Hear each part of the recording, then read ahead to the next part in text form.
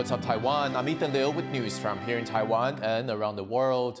Taiwan is set to purchase roughly 1,000 suicide drones from the United States. The new weapons are part of the military's push to create an advanced, modern fighting force. Jaime Okan reports. Drones like these are quickly making their way into Taiwan's armed forces. It's part of a push by Taiwan to upgrade its military equipment as it faces ongoing threats of invasion from China. That's why on Wednesday, the U.S. approved a sale of almost 1,000 suicide drones. These are lightweight, unmanned aerial systems which explode on impact.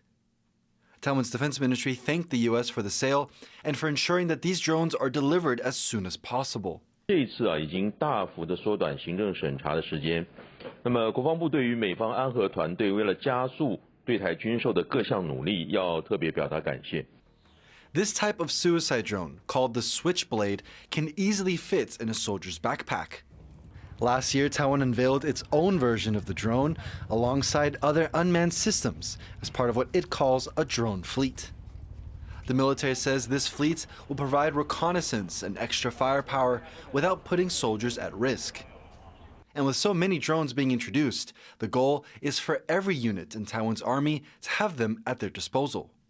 配发到联兵营的针尖排或者是连级单位的话，它不但可以执行这个情报收集、及时打击，还可以让我们的基层单位马上就获得这种从事电子作战乃至于反无人机的能力。那这个目前都是我们基层单位非常欠缺。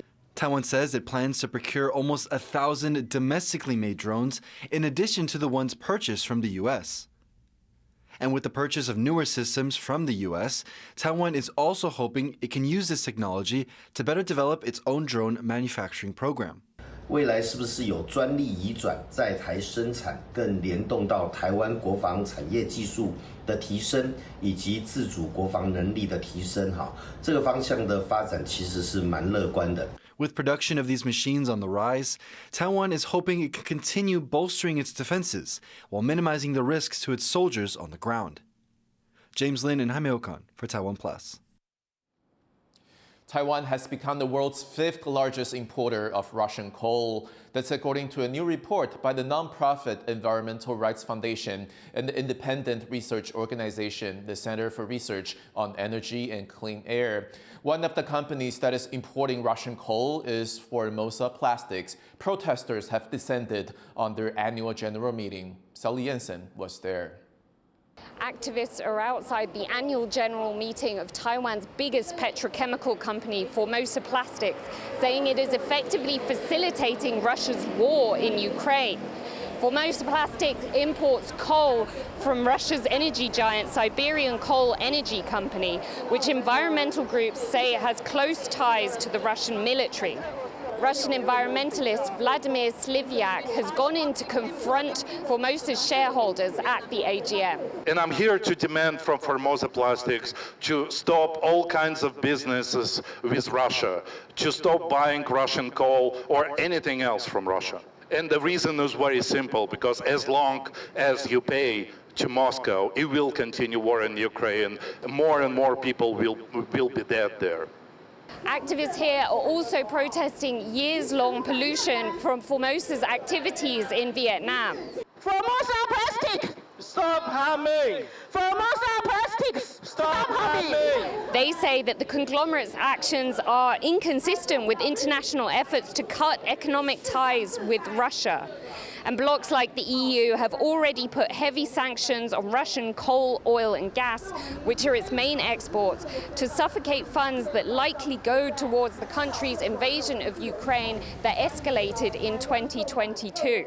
These activists say that continuing buying energy from Russia reflects badly on Taiwan and could damage Taiwan's relationship with Western democracies. Patrick Chen and Sally Jensen in Taipei for TaiwanPlus. For more on Taiwan and Russia's energy trade ties, our reporter Sally Jensen spoke to Vladimir Leyak, a Russian environmentalist and co-chair of the organization Eco-Defense. What do we know so far about this finding that Taiwan is the world's 5th largest importer of Russian coal since 2022? Is this a new development? Well, it's pretty much unexpected because, well, usually you are looking at much bigger countries and you will not see like a smaller countries that buying some coal. But latest research was showing to us that Taiwan entered top 5 countries in the world that started to buy more coal after war in Ukraine started. And it's important because, well, it's basically helping war criminals to continue their war. For a reason that after the war in Ukraine started, a lot of countries and the whole European Union, for example, put an embargo on importing Russian coal. So the Russian coal industry and the Russian state lost a lot of money, and they started to sell coal in a cheaper price to those who still ready to buy. And it appeared that Taiwanese companies are those who are ready to buy coal from war criminals, despite that there is war in Ukraine going on and hundreds of thousands of people are dying. The EU is cutting its ties with Russia and Taiwan is not. So how do you think the actions of these Taiwanese companies that continue to do business with Russia will reflect on Taiwan in the EU and abroad? The Taiwanese government have to strongly condemn those companies who still having the business ties with Russia and put the pressure on them so they stop. I think in European Union, Taiwanese business would look quite poor if they continue. Well, I mean, just like in all the civilized countries, I believe. What message do you have for companies that continue to do business with Russian fossil fuel and energy companies? Well, this message is very simple. By cooperating with Russia, by doing business with Russia, you send money to Moscow.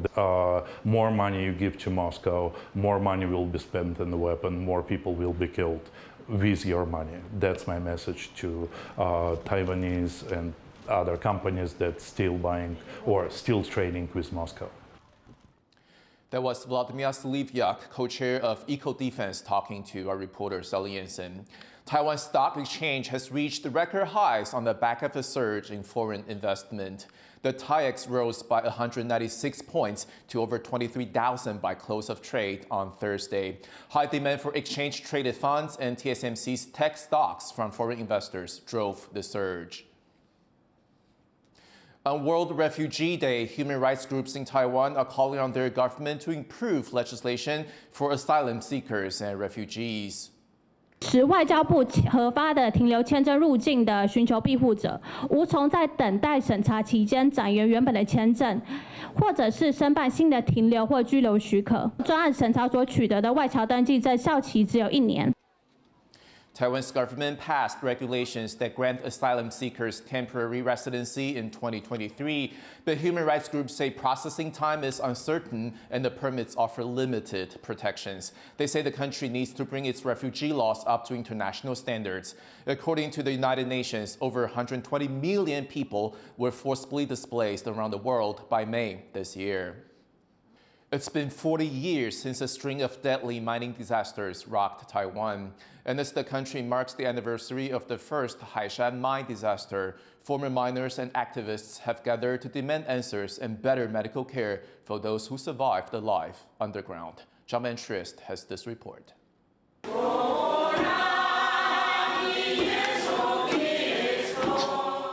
In the basement of St. Anthony's Catholic Church on the outskirts of Taipei, a somber memorial is underway. 40 years ago today, a grisly disaster unfolded not far from here in the Haishan coal mine. An improperly secured minecart broke free and crashed into an electrical wire. The sparks ignited coal dust, causing a violent explosion. Archival news footage shows efforts to find anyone who might have survived. 爆炸声音我根本就没听到了，然后这个头晕晕的，又感觉呕吐。灾变的落盘处是在3斜坑道的6片道，使7、8、9片坑道内工作的矿工全部受困。74 miners died, many of them indigenous Amis people. And this was just the first tragedy in an exceptionally deadly year.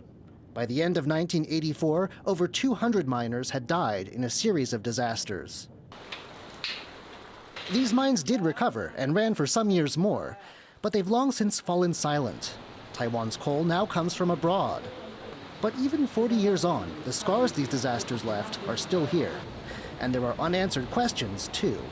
The people gathered this afternoon in St. Anthony's want them answered. They want a new look into exactly what caused the 3 mining disasters of 1984. Official reports have never been released. They also want to know what happened to the millions of dollars in donations collected for the families of those killed, money that many never got. Lastly, they want better health care for retired miners, many of whom live with occupational illnesses like black lung. Lin Ading, who is indigenous Amis, is a former Haishan miner who was at work on the day of the explosion, close enough to see thick smoke, but far enough away to be safe. Still, he hasn't escaped illness from his 25 years working in the mines. 医院也证实说我也得了这个肺尘症这个病，那后来我拿这个医院的证明去向我们的有关单位去申请，没有下文，完全就不了了之。It's difficult to say whether the government is listening. The organizers of this memorial invited President Lai Ching-te, who, as the son of a miner who was killed on the job, is seen to have a personal connection to the tragedies. But no high-ranking officials have come. This sociologist who helped organize the event has many relatives who once worked in the Haishan mine, and she's generally unimpressed with the government's response. Even when past presidents have made promises to Haishan survivors, she says they haven't come through. This is especially true for indigenous survivors, some of whom she says still live without running water.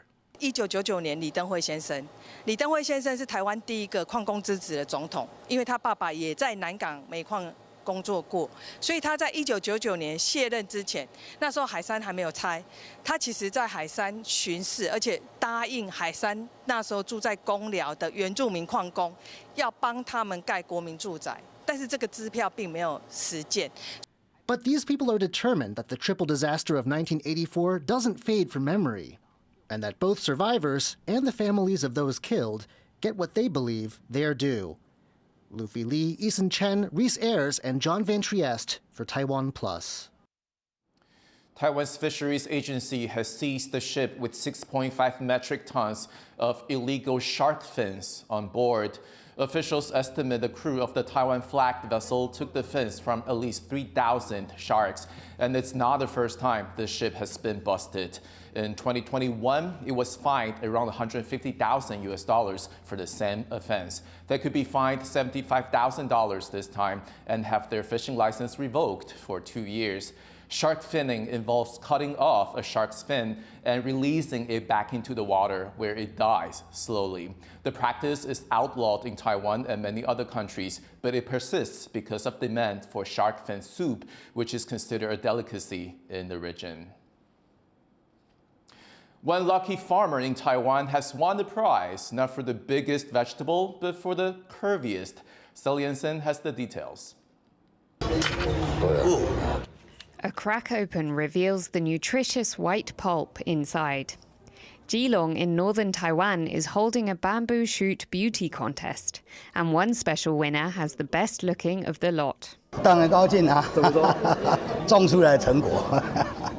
Bamboo shoots are a common vegetable in Taiwan. They can be found at most markets and are an incredibly versatile ingredient. Chen Wenqin learned how to grow the best from his predecessors.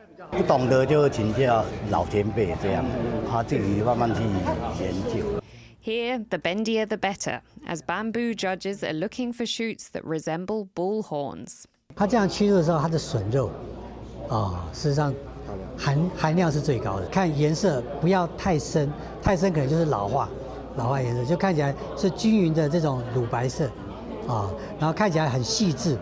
These bamboo shoots may be destined for the podium, not the dinner table, but the recognition of high-quality agriculture will allow farmers like Chen to keep shooting for the stars. Joseph Wu and Sally Jensen for TaiwanPlus. Thank you for watching What's Up Taiwan. Finally, we leave you with images of a new exhibition at London's V&A Museum, all about the supermodel Naomi Campbell and her fashion. I'm Ethan Liu. Take care, and I'll see you next time.